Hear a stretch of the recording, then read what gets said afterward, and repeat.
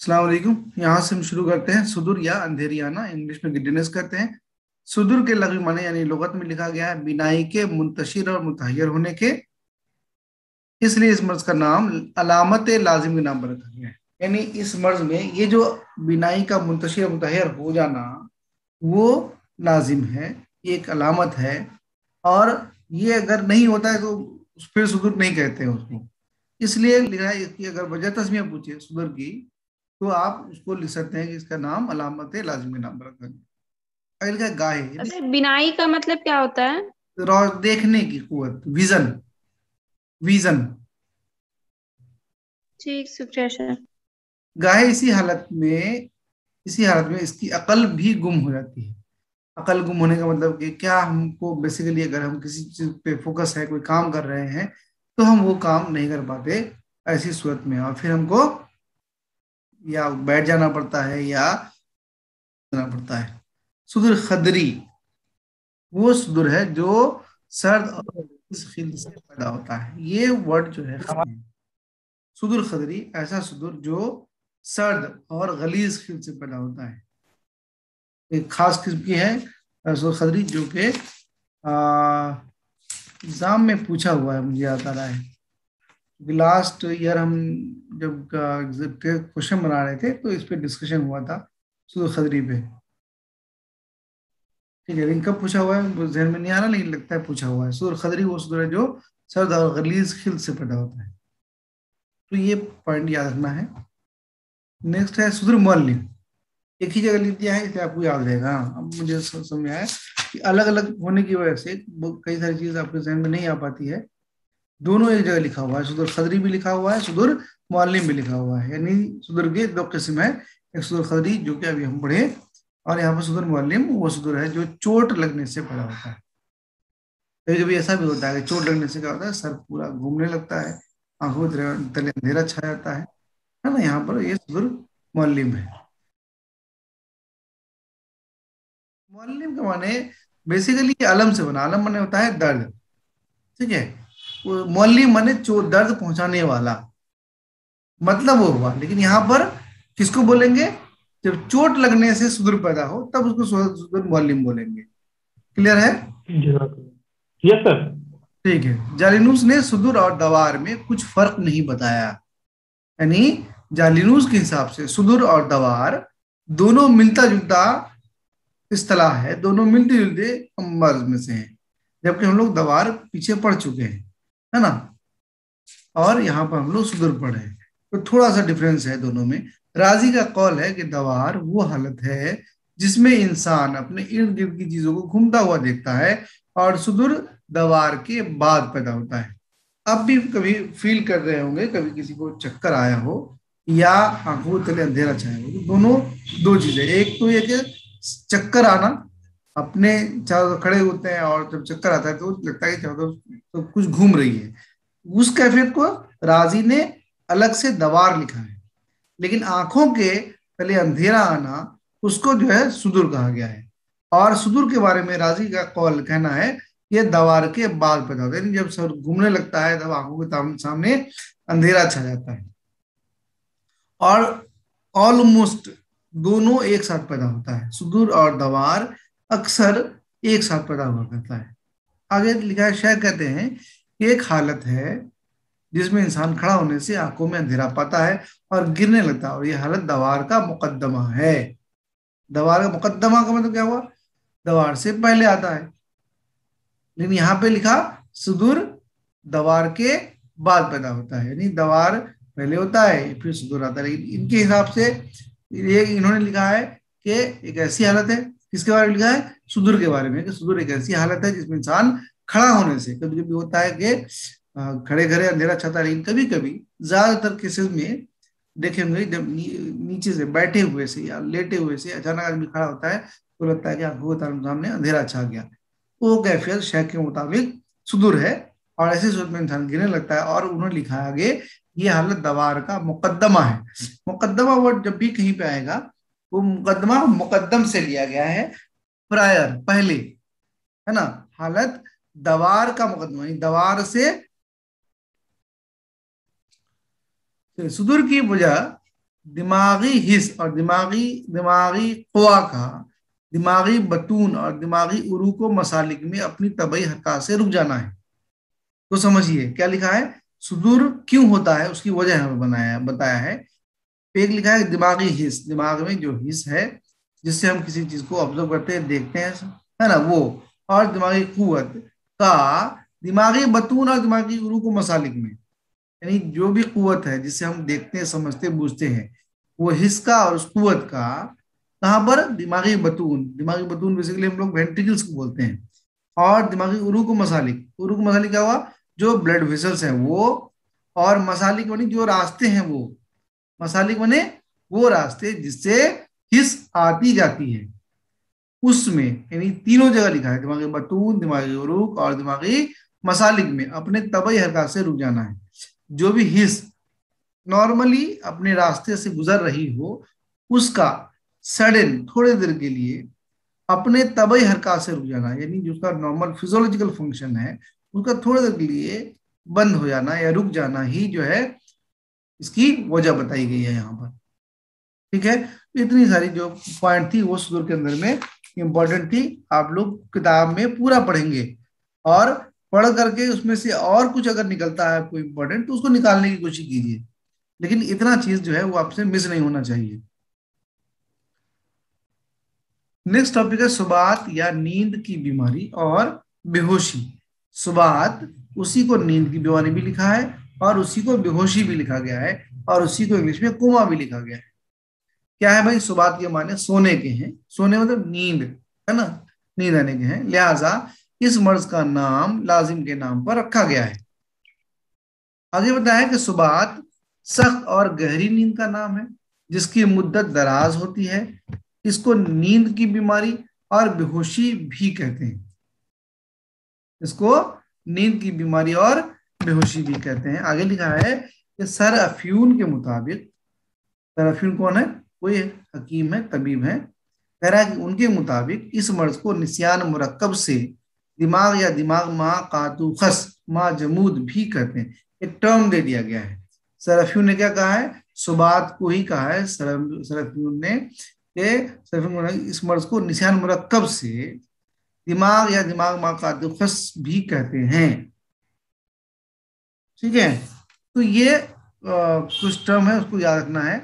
सुबात को और किस नाम से जाना जा रहा है, बेहोशी भी कहते हैं, नींद की बीमारी भी कहते हैं, और इस मर्ज में जो है सोना जो है ना लाजिम है। इस मर्ज का नाम लाजिम का नाम रखा गया है क्योंकि इस मर्ज में नींद का आना यानी सोना लाजिम है। इसलिए अगर वजह तस्मिया पूछता है कि सुबात की वजह तस्मिया क्या है, तो आप कहना है कि इस मर्ज का नाम लाजिम के नाम पर रखा गया है। नींद हैवान की उस हालत का नाम है जिसमें नफ्स बैरूनी हवास और इख्तियारी हरकत से काम नहीं लेता। हैवान, किसी भी हैवान में नींद आती है, तो इसलिए लिखा है नींद के बारे में बताया है कि नींद इसमें इंसान की जो नफ्स है, नफ्स का बेसिकली मतलब क्या हुआ, जो आपके अंदर की वो क़वा है जिससे आप अपने को अटेंटिव रखते हैं या किसी भी चीज को महसूस कर सकते हैं, वो बैरूनी हवास और खैरी हरकत से काम नहीं लेते। सुबात सेहरी, ये सवाल बहुत इंपॉर्टेंट है, पूछा भी हुआ है। सुबात सेहरी, इसको सुबात इरकी के नाम से भी जानते हैं। ठीक है, सुबात सेहरी को सुबात इरकी भी कहते हैं, तो याद रखिएगा सुबात सेहरी का दूसरा नाम सुबात इरकी। सुबात के माने नींद और सहर के माने बेदारी के। सहर माने बेदारी, इसी से बना है सेहरी। आप लोग रमजान में रोजे रखने के लिए सेहरी करते हैं, लोग कहते हैं सेहरी करते हैं। सेहर बेसिकली बेदार होने के हैं। सेहर का मतलब होता है बेदार होना, उसी से बना है सेहरी। सुबात सेहरी नींद और बेदारी, है ना, यानी नींद और बेदारी। यानी उसका कौल है कि जब एक ऐसी बीमारी जो फरानीतस और लेसरस से मुरक्कब होती है, तो सेहरी क्या है, एक ही साथ सरसामहार भी है और सरसाम भी है। ठीक है, सरसामहार में आप लोगों ने फरानीतस खा लिया। तो यहाँ पे क्या जालिनूस के हिसाब से, जालिनूस के मुताबिक ये सवाल याद रखिएगा कि फरानीतस और लेसरगस को मिला करके एक मर्ज जब बनता है सुबात सेहरी कहलाता है। ऐसा किसने कहा, जालिनूस ने कहा है। यानी सुबात सेहरी में आप लोग लेसरगस पढ़े हैं, जहां पे आप लोगों ने पढ़ा है कि लेसर गज जो है वो सरसाम बारिद है, सरसाम बलगमी है, ठीक है। और वहीं पर आपने पढ़ा है कि फरानिदस जो है वो सरसाम दमवी है, जबकि फरानिदस खालिद जो है सरसाम सफरावी है। तो सरसाम हार को एक साथ जो है फरानिदस और फरानिदस खालिद को एक साथ सरसाम हार अब कह रहे हैं, और सरसाम बारिद को लेसर गज कहते हैं। तो दोनों जब इकट्ठे हो जाए, जब दोनों मरकब हो जाए, आपने पढ़ा था कि सरसाम हार में नींद उड़ जाती है और लेसर गज में नींद बहुत ज्यादा आती है, जिसको आप लोग अफ्रीकन स्लीपिंग सिकनेस के नाम से भी किताब में मेंशन किया देखा है, ठीक है। तो एक ऐसी बीमारी जिसमें नींद उड़ जाती है, एक ऐसी बीमारी जिसमें नींद खूब आती है, दोनों इकट्ठा हो जाएगी तो क्या क्या क्या, क्या पैदा होगा? सुबात इरकी या सुबात सहरी पैदा होगा, ठीक है। आगे लिखा है कि जब बलगम गालिब होता है तो सुबात सहर नींद बेदारी, और जब सफरा गालिब होता है तो सहर सुबाती बेदारी नींद कहा जाता है, ठीक है। तो ये भी आप याद रखिएगा, ये मुरकब किस चीज से है?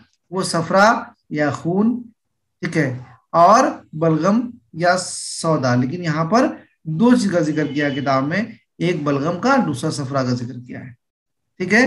तो जब दोनों चीजों में बलगम जब गालिब होगा, यानी दोनों से मरकब है मर्ज, तो पॉसिबल है कि कभी बलगम ज्यादा, बलगम का जो अलामत की अलामत है वो ज्यादा आ जाए। जब बलगम की अलामत ज्यादा आएगी तो सुबाते सहरी पैदा होगी, नींद गालिब होगा, सफरा गालिब होगी तो बेदारी गालिब होगी नींद पर, तो ऐसी सूरत में उसका नाम सहर सुबाती कहलाएगा, और उसमें बेदारी पहले आएगी और नींद बाद में आएगी। अगले का, चूंकि गर्म तर बुखारात मुकद्दम दिमाग की तरफ सुबाती नामी रग के जरिए चढ़ते हैं, लिहाजा इसे सुबाती यकी भी कहते हैं। सुबाती यकी क्यों कहा गया है, उसका यहाँ पर नाम बताया गया है, क्योंकि गर्म तर बुखारात दिमाग की तरफ किसे चढ़ते हैं? सुबाती नाम के रग से चढ़ते हैं, ठीक है। इसीलिए इसको सुबाती यकी के नाम से भी जाना गया है। मरीज मबहूत और बेअकल होता है, और बेअकल ऐसा कैसे हुआ? मबहूत का मतलब क्या हुआ कि ऐसी हालत में रहता है कि लगता है कि गुनूद की किसी है, बिल्कुल बेहोश पड़ा हुआ है, कुछ देख रहा है। जब एक टक आदमी किसी चीज को देखता रहता है उसको मबहूत कहा जाता है ना। जब किसी चीज को आप कंटिन्यू देख रहे हैं और आपकी अकल गुम हो गई है, अब उस चीज को देख रहे हैं तो देख रहे हैं, ऐसी हालत को मबहूत कहा जाता है। तो लिखना है कि मरीज मबहूत होता है और बेअकल होता है, आंखें खुली रहती हैं और अश्क रवा रहते हैं। आंखें जब एक टक किसी चीज को लगातार देखती रहेगी या खुली रहेगी तो ऐसी सूरत में वहां से आंख से आंसू निकलता रहता है। कल्ब की हरकत इस शख्स की मानिंद होती है, इसका गला कमंद से घोंट दिया गया हो। ये क्या है? जब हमारे यहाँ गमछा कहते हैं ना, गमछा से अगर किसी का गला घोंट देंगे तो कल्ब की हरकत कैसी धड़धड़ धड़धड़ होगी, इस तरह से कह रहा है कि कल्ब की हरकत ऐसी हो जाती है। अफाल की फर्ज खोले, पिंडलियों पर सिंहियां लगाए। आगे लिखा है कि साहेब जवामे अस्कंदर ने नब्ज किताब का नाम है, साहेब जवामे अस्कंदर एक किताब का नाम है। इन राइटर का नाम क्या है? यहाँ पर किताब में भी नहीं मिला मुझे और दूसरी जगह भी नहीं मिला है अभी तक। जब मिलेगा तो उसको शेयर करूंगा, या आप लोग को मिले तो शेयर कर लीजिएगा। और इम्पोर्टेंट है, इसको याद रखना, मैं ढूंढ नहीं पाया। साहेब जवामे अस्कंदर ने नब्ज, ये जवामे अस्कंदर किताब का नाम है। साहिब जवामे अस्कंदर, हाँ बिल्कुल किताब का नाम है। उसके लिखने वाले साहब ने अपनी किताब नब्ज में लिखा है। इनकी एक और किताब है नब्ज, उसमें साफ लिखा है कि दिमाग का वर्म सरसाम गर्म कहलाता है, दिमाग का वर्म सरसाम गर्म कहलाता है बशर्ते के इसमें सफरा हो, और सरसाम सर्द कहलाता है बशर्ते के उसमें बलगम हो, और अगर सफरा और बलगम दोनों हो तो उसका नाम सुबात इरकी रखा गया है। यहाँ पर सुबात इरकी को यहाँ पर इन्होंने डिफाइन किया है। चलिए इसके बाद नेक्स्ट है सुबात व कोमा, इसको इंग्लिश में कोमा भी लिखा है फिर से। बाज लोग नींद की गैर मामूली ज्यादती को सुबात कहते हैं, और गहरी गफलत और बेहोशी को जो किसी मर्ज में